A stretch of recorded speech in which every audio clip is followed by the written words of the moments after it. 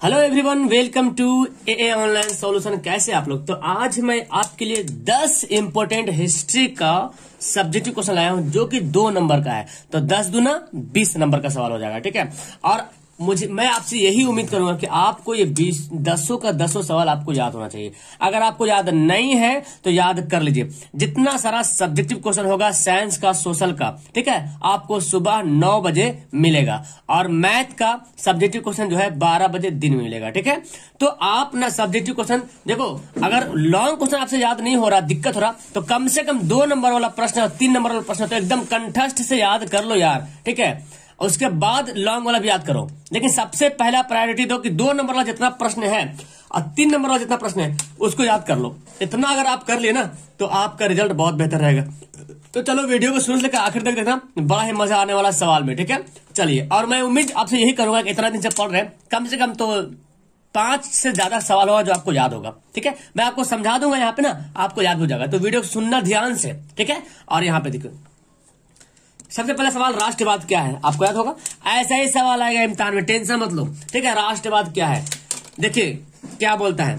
राष्ट्रवाद आधुनिक विश्व की राजनीतिक जागृति का प्रतिफल है। यानी कि अब अभी के वर्तमान में जो राजनीतिक हो रहा ना, इसके जागृति का, जागने का मतलब लोगों को जगाने का एक प्रतिफल है जो राष्ट्रवाद हो रहा, ठीक है। एक प्रतिफल मिल रहा कि लोग जाग रहे हैं, अपने राष्ट्र के बारे में जाग रहे हैं, लोग अपने राष्ट्र से प्यार कर रहे हैं, प्रेम कर रहे हैं अपने देश से। यह एक ऐसी भावना है जो किसी भौगोलिक, सांस्कृतिक या सामाजिक परिवेश में रहने वाले लोगों में एकता, प्यार, मोहब्बत की वाहक बनती है। राष्ट्रवाद का मतलब ये होता है कि अपने देश से, अपने राष्ट्र से प्यार करना, एकता करना, मोहब्बत करना, ठीक है, उसको बोलते हैं राष्ट्रवाद। तो राष्ट्रवाद क्या है? आधुनिक विश्व की राजनीतिक का जागृति का प्रतिफल है। ये एक ऐसी भावना है जब किसी व्यक्ति के पास जब राष्ट्रवाद की भावना जब जगती है, इसका मतलब ये हुआ कि वो भौगोलिक, उस देश की सांस्कृतिक और सामाजिक जो परिवेश में जो रहते हैं लोग, उसमें एकता है, ठीक है। तो ये तो बहुत अच्छी बात है कि हम सभी में राष्ट्रवाद की भावना होनी चाहिए, अपने देश के लिए मर मिटने के लिए होनी चाहिए, ठीक है। मर मिटने के लिए एक भावना अपने अंदर पनपनी चाहिए, और बहुत अच्छी, बहुत जरूरी है राष्ट्रवाद, ठीक है। तो सबसे पहला सवाल हमारा ये था, उम्मीद करता हूं कि आपको याद होगा। और ज्यादा टेंशन मत लीजिए, बस आप इसको पढ़ लीजिए।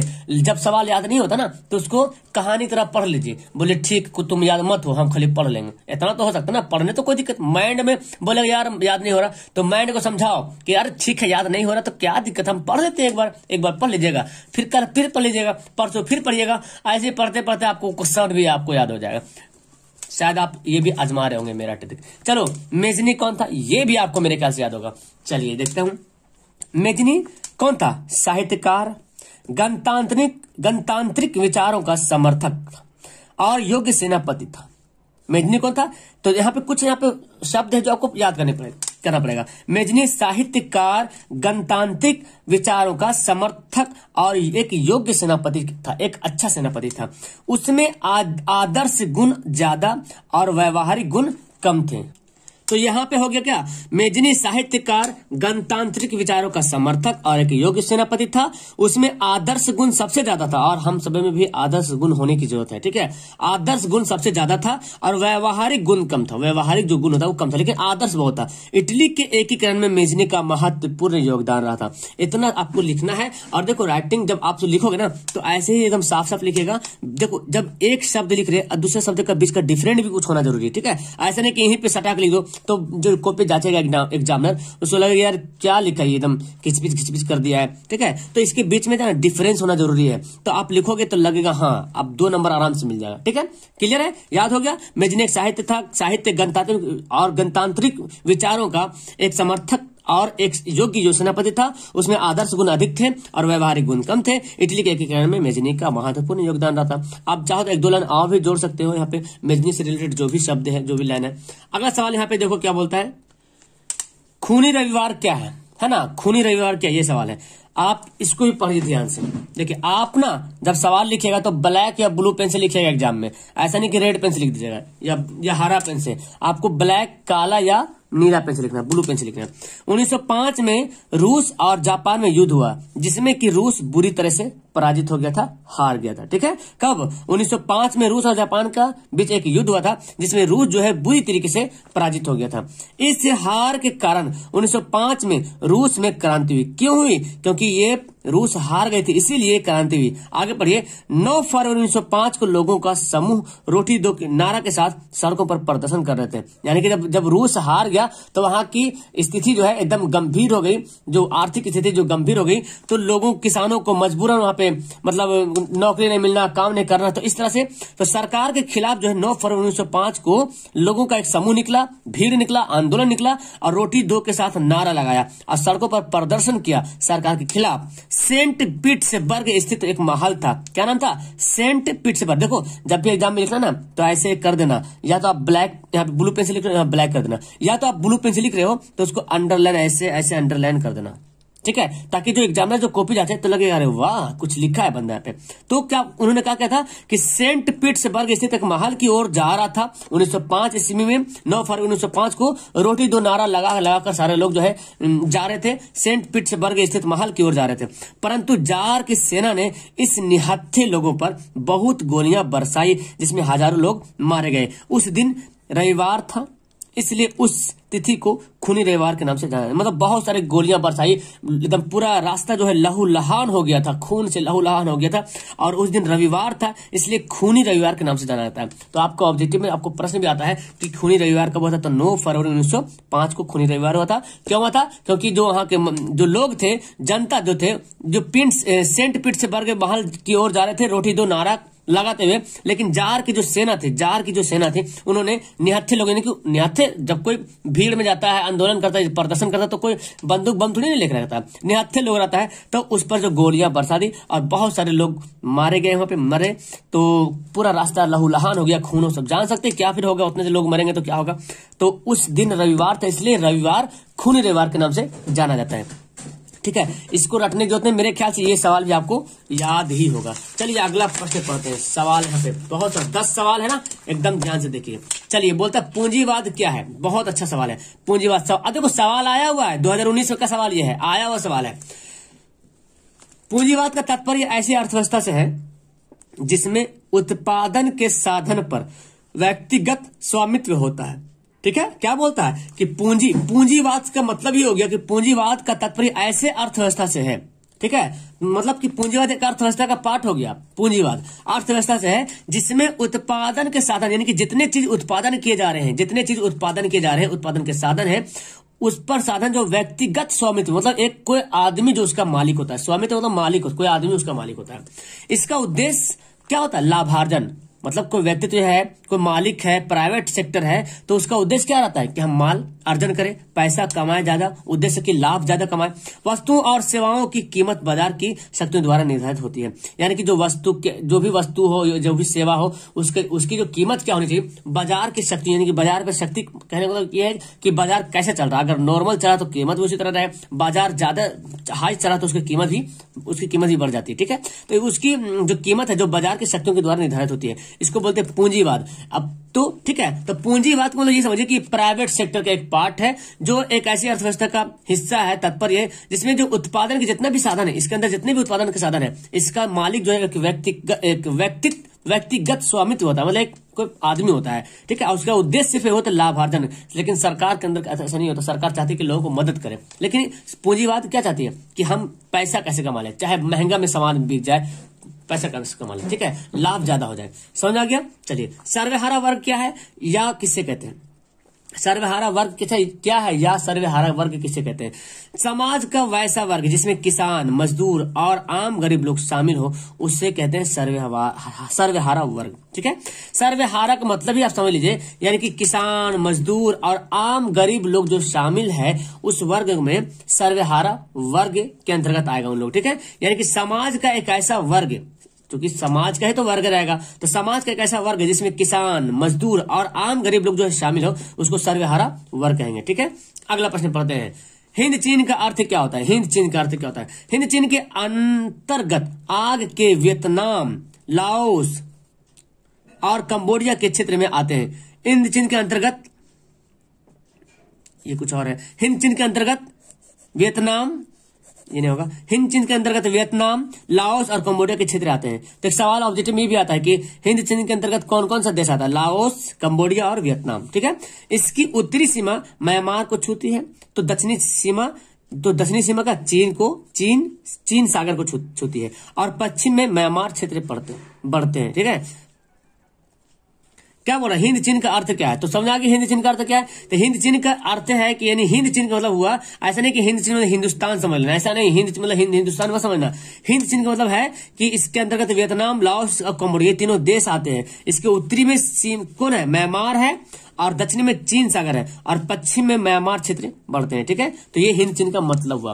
अगला सवाल है, हुआ आंदोलन की चर्चा करें। ये भी आपको 2 नंबर का सवाल आपको देखने को मिलता है। हुआ एक बौद्धिक धार्मिक क्रांतिकारी आंदोलन था। कैसा था?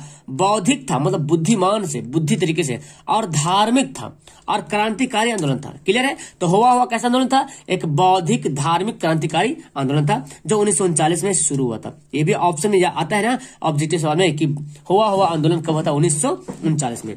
नेता, जिसके नेता कौन थे? हुइंग फूसो जिसके नेता थे। क्रांतिकारी उग्रवादी घटनाओं को भी अंजाम देते थे। जो क्रांतिकारी थे, उग्रवादी कुछ घटना होता था उसको भी अंजाम देते थे, जिसमें आत्मदाह तक भी शामिल था। यानी कि अपने आप को आत्मदाह भी कर देना पड़ता था, लेकिन फिर भी क्रांतिकारी उग्रवाद घटनाओं को भी अंजाम देते थे। ठीक है, तो हुआ आंदोलन का मतलब ये हो गया कि हुआ आंदोलन के बारे में अगर चर्चा करने के लिए बोल दिया जाए तो आप याद रखिएगा कि हुआ आंदोलन एक बौद्धिक धार्मिक एक क्रांतिकारी आंदोलन था, जो 1939 में शुरू हुआ था। कब हुआ था शुरू? 1939 में। आज के नेता कौन थे? हुइंग फूसो। तो इसमें 2-3 वर्ड ऐसा है जो आपको ऑब्जेक्टिव मिलेगा। हुआ आंदोलन कैसा था? तो बौद्धिक धार्मिक क्रांतिकारी था। कब हुआ था? 1939 में हुआ था। इसके नेता कौन थे? हुइंग फूसो। अब इसका क्रांतिकारी उग्रवादी घटनाओं को भी अंजाम देते थे, जिसमें आत्मदाह भी शामिल था। तो यहाँ पे तो आधा आधी तो आपको ऐसी ऑब्जेक्टिव से याद हो गया होगा, है ना। दांडी यात्रा का उद्देश्य क्या था? वाह गजब, आ गए महात्मा गांधी जी के पास। दांडी यात्रा का उद्देश्य क्या था? 25 मार्च 1919 को रॉलेट एक्ट पारित हुआ था। कहीं कहीं 13 मार्च दिखता है। ठीक है, तो एनसीईआरटी में 25 मार्च दिया हुआ, एनसीईआरटी की किताब में 25 मार्च 1919 दिया हुआ। 25 मार्च 1919 को रॉलेट एक्ट पारित हुआ, जिसके निर्णय के विरुद्ध कोई अपील नहीं की जा सकती थी, है ना। तो एक्चुअली सॉरी, ये क्वेश्चन गलत हो गया। एक्चुअली ये सवाल है रॉलेट एक्ट का, है ना। रॉलेट एक्ट का उद्देश्य क्या था? ये भी अब मैं काट देता। रॉलेट एक्ट का उद्देश्य क्या था? सुन लीजिए मेरी बात को। रॉलेट एक्ट के बारे में बोला जा रहा है। ठीक है, रॉलेट एक्ट क्या था? ठीक है, उसका उद्देश्य क्या था तो आप समझ लीजिए। दांडी यात्रा नहीं, ये रॉलेट एक्ट का उद्देश्य है।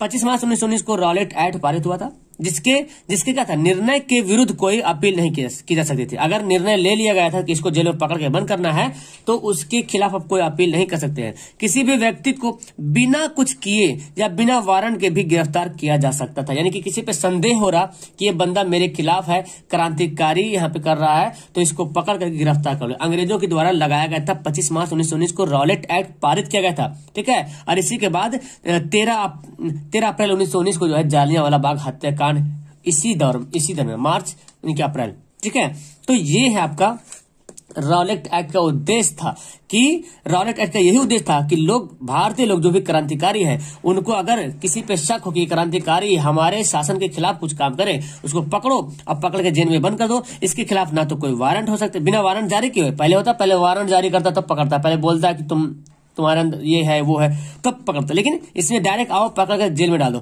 इसके खिलाफ ना तो कोई वकील यहाँ पे काम कर सकता था, ना तो इसके खिलाफ आप अपील कर सकते थे। आप अपील कीजिए तो कोई आपका स्वीकार नहीं करता था। तो मतलब बहुत ही खतरनाक है। इसको काला कानून के नाम से भी जाना जाता है, काला कानून। ठीक है, अगला पढ़ते हैं। सविनय अवज्ञा आंदोलन के क्या क्या परिणाम हुए? जब सविनय अवज्ञा आंदोलन हुआ था 1930 में दांडी यात्रा के बाद, तो उसके बाद क्या क्या परिणाम हुए? यहाँ पे कुछ 4-5 यहाँ पे पॉइंट है, आप लिख लीजिए। देखिए, जब भी सवाल आएगा ना इस तरह से क्या क्या परिणाम हुए, क्या क्या कारण थे, तो आप ये जरूर लिखिएगा ऐसे, सविनय अवज्ञा आंदोलन के निम्नलिखित परिणाम हुए या निम्न परिणाम हुए, ऐसे लिखिएगा। ठीक है, ये सविनय अवज्ञा आंदोलन के परिणाम निम्नलिखित है, ऐसे आपको लिखना पड़ेगा। तो पॉइंट 1, 2, 3 नंबरिंग करके आप आंसर दीजिएगा। चलिए, तो देखिए यहाँ पे दिख रहे, आप स्क्रीनशॉट भी ले सकते हो, और बेहतर होगा अगर आपको याद नहीं तो कॉपी पर लिख लो। इस आंदोलन ने राष्ट्रीय आंदोलन के सामाजिक आधार का विस्तार किया। यानी कि जो सविनय अवज्ञा आंदोलन हुआ तो क्या हुआ, इस आंदोलन ने राष्ट्रीय आंदोलन के सामाजिक आधार का विस्तार किया। राष्ट्रीय आंदोलन के सामाजिक आधार का विस्तार किया। दूसरा है, इस आंदोलन ने समाज के विभिन्न वर्गों का राजनीतिकरण किया। जो समाज के विभिन्न वर्ग थे उन सबका क्या राजनीतिकरण किया।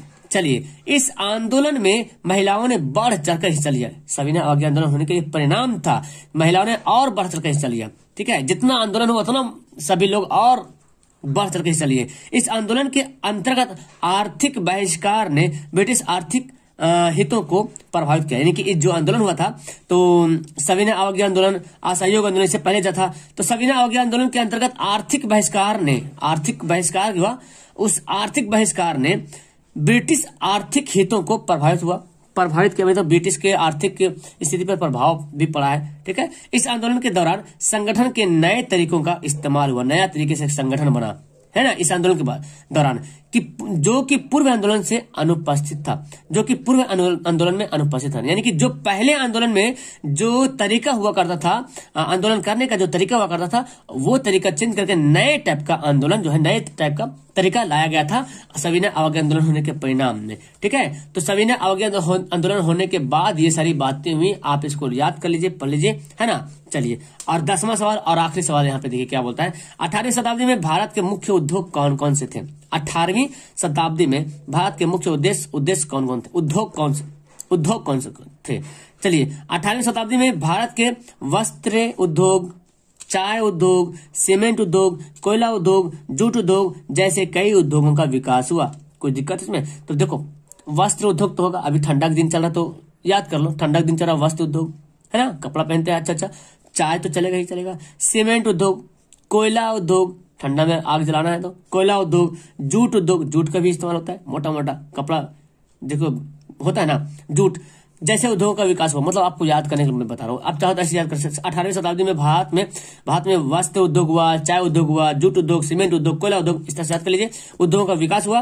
बम्बई सूती वस्त्र उद्योग का महत्वपूर्ण केंद्र था। मतलब भारत में बम्बई जो है सूती वस्त्र उद्योग का महत्वपूर्ण केंद्र था। बम्बई पहले बोला जाता था, अभी तो मुंबई बोलते। ठीक है, अब यहाँ पे आपको मैं एक बात बता दूं, ये आपका हिस्ट्री का है। इसी तरीके से और सवाल आते रहेंगे, लघु अतु लघु सब आते रहेंगे, दीर्घ वगैरह भी आते रहेगा। आपको करना क्या है, वीडियो को लाइक करना सबसे पहली बात, अच्छी लगी तो ठीक है। और अगर पहली बार आए तो चैनल को सब्सक्राइब करके अपने दोस्तों को शेयर भी कर दीजिए, ताकि वो भी इसका फायदा उठा सकते हैं। और अगर आप इसका PDF लेना चाहते हो तो टेलीग्राम इंस्टॉल कर लीजिए। टेलीग्राम प्ले स्टोर पे मिल जाएगा, वहां पे ग्रुप बना हुआ है AA online solution, AA online solution PDF के नाम से सर्च कीजिएगा, AA ऑनलाइन सॉल्यूशन PDF। तो PDF में ज्वाइन हो जाएगा। एक ग्रुप है AA ऑनलाइन सॉल्यूशन 2021, तो ग्रुप में ज्वाइन हो जाइएगा। ठीक है, तो आप PDF में ज्वाइन हो जाए, उसमें भी चल जाइए, किसी भी एक ग्रुप में ज्वाइन हो जाओ, आपको वहां से PDF मिलता रहेगा। ठीक है, मजा आया पढ़ने में? आपको कितना सवाल याद था नीचे कमेंट एकदम ईमानदारी से करना बच्चा, ठीक है, कि कितना सवाल याद था, तब तो मुझे अंदाजा होगा कि हाँ। ठीक है, चलो वीडियो को यहाँ पे लास्ट करता हूँ। Okay, that's all, thank you everyone, bye.